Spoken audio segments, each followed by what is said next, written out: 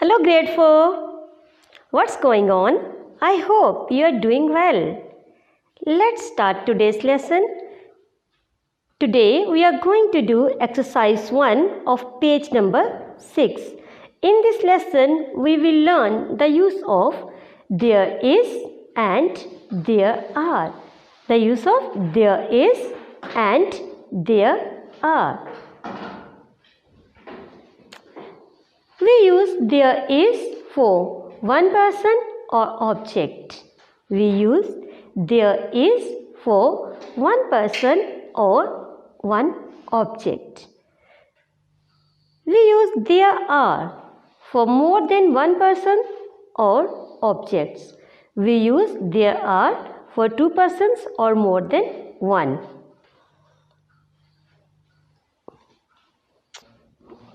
Let's make sentences with the help of this table using there is and there are. As I told you that we use there is for a single person or one object or one thing. Yes, match this there is with a single thing or single object.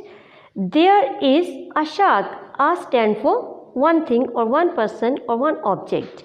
There is a shark. Then one word from the next column. There is a shark swimming in the bay. Next, the use of there are. There are. We use there are for more things.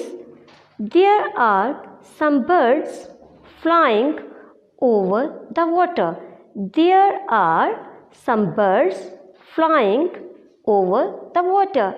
Now, my dear students, you have to make all these sentences in your notebooks.